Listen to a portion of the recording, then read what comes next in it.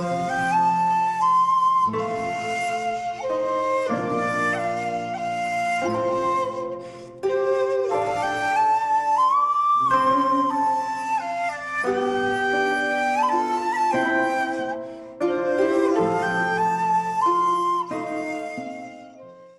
there, this is Solitary Ronin from Solitary Ronin Films, and welcome to another random review. Today's random review is No Man of God from the year 2021. Yes, I have actually watched a film from 2021. I've watched a film that's not that old. Yes, I can hardly believe it myself. This was directed by Amber Seeley. It's produced and starring Elijah Wood, who I do have a lot of respect for.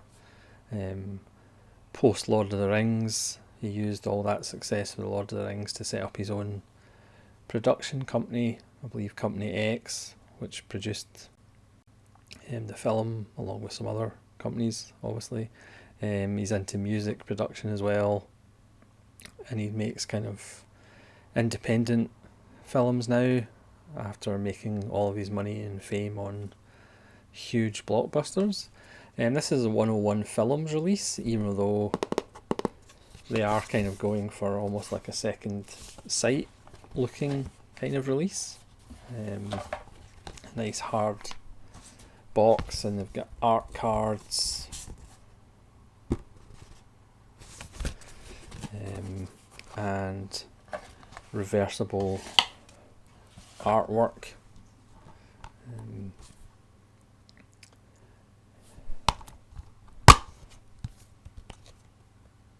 On the release, and special features is an interview with Elijah Wood, an interview with Luke Kirby, and an interview with Alaska Palladino. And like I said, there's art cards. So this is a film about the final few years of Ted Bundy, the famous serial killer, but it does a good job of not glorifying Ted Bundy, because it is more kind of about the psychology and also our attitudes to capital punishment.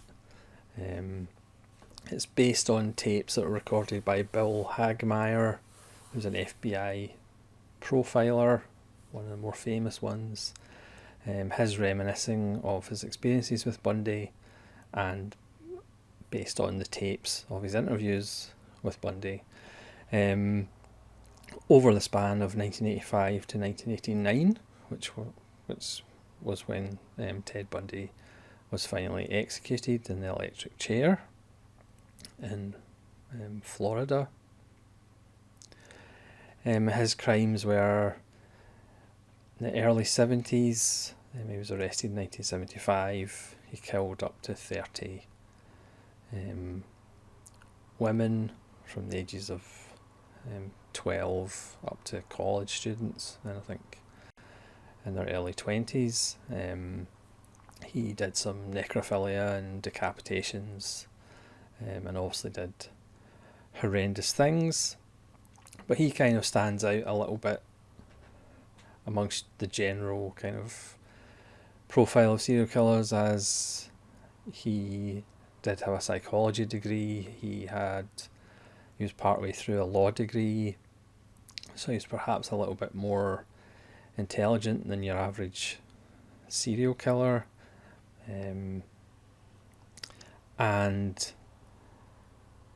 it's more about the FBI profiler played by Elijah Wood looking scruffy and not movie starish at all.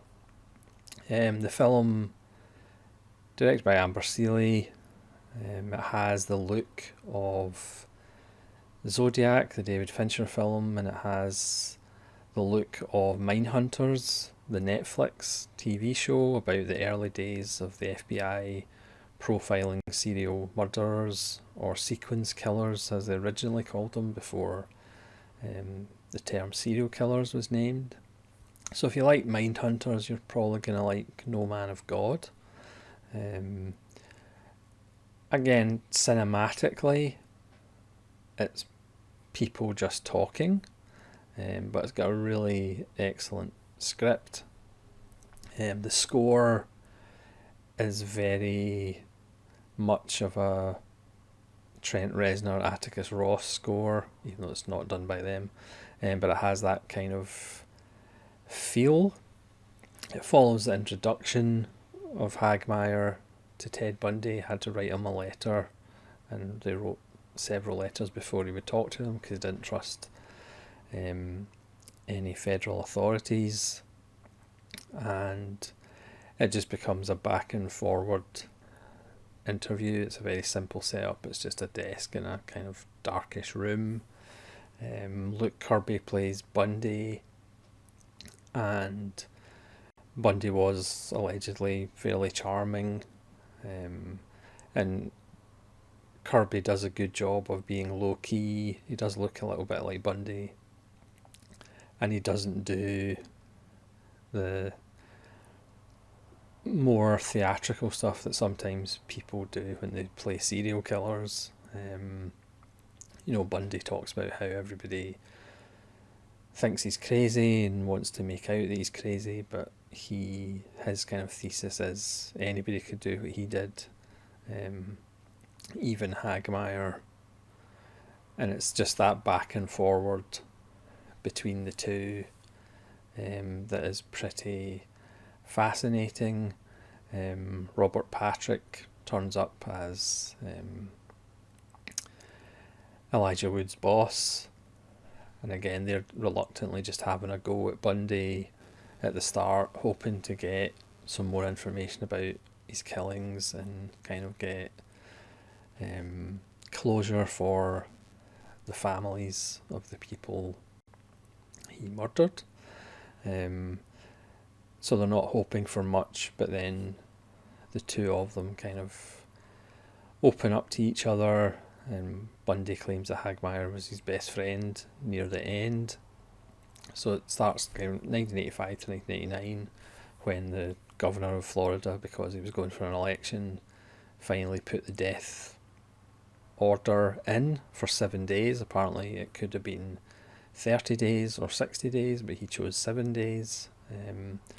So the pace of the film accelerates in the second half as Bundy tries to then unload himself of information to try and get his sentence postponed, as far as the death sentence is postponed. And then there's a wonderful scene where Elijah Wood has to pretty much tell the authorities whether Bundy is quote unquote crazy or not. And as we see in the film, he's not necessarily quote unquote crazy. And again, his hypothesis is, we're all capable of doing these things. So the film is a lovely psychological series of conversations with the two characters. We don't really see much of the outside world. There's a wonderful scene where Bundy explains and uses the analogy of fishing, as far as the authorities trying to catch smaller fish, the medium-sized fish in the middle of the waters, and then he sees himself as being a larger fish in the depths, and you don't know how deep the depths go. And they sometimes eat the small fish, but they're less reluctant to grab the bait and grab the hook of the authorities, and he agrees to take Hagmaier down into the depths. It's a lovely little film. I think it's intercut with real TV reports of the time around Bundy's execution. And again, it becomes a conversation about capital punishment as well as morality, and again the conversation about we're all capable of doing terrible things. Again, it does a really good job of not glorifying Bundy, not making him out to be a rock star or anything like that.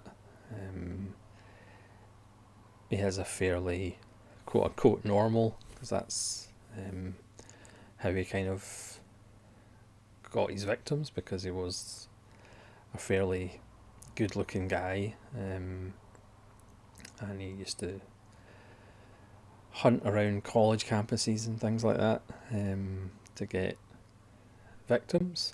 There's a nice scene where later on, once he's had the 7 days, when he knows he's going to be executed, law enforcement from other states come to try and get information out of him, to try and slowly admit to his crimes, to give peace to families, and they'll have 2-hour slots, but they have this agreement with this televangelist to come, and he somehow gets 7-hour slots, and he wants to have an interview with Bundy to pretty much blame pornography, blame violent books, and that's what this televangelist's after.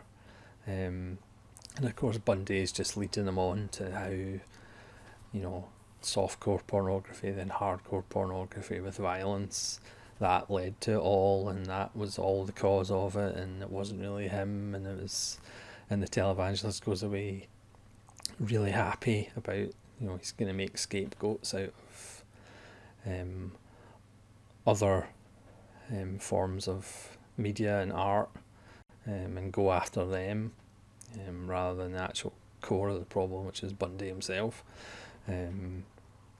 Again, it doesn't provide any easy answers, and it does kind of show that we all have fantasies.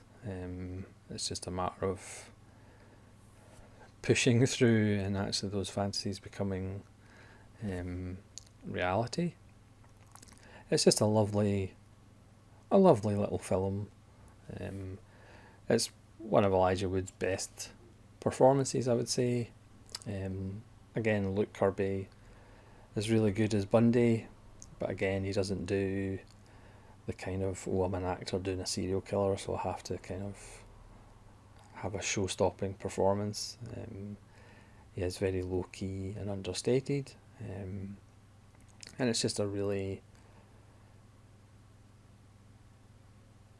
lovely little film.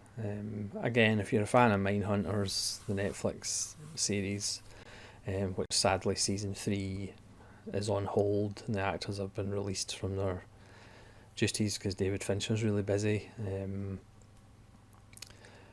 which is a shame. Hopefully they come back and do a season 3. And if you're a fan of Fincher's Zodiac, it kind of has that look and that kind of feel. When you do see Elijah Wood outside in his car when he's listening to tapes of Bundy, which obviously gets strange looks from other drivers. It's very overcast. There's nothing really bright and shiny in this film. It's all kind of muted. And again, the score helps, just in that kind of odd, uncomfortable kind of feeling you get. And the interplay between the two characters is really good, and at the end of the film we get information on the people involved. So yes, I finally watched a film from 2021. Who knows when I'll watch another film from 2021, but I thought I would mark the special occasion with a random review. So thanks very much for watching this random review of No Man of God. Please let me know in the comments below if you've seen the film and what you think of it, and hopefully you'll join me again for more random reviews. This is Solitary Ronin from Solitary Ronin Films, saying farewell.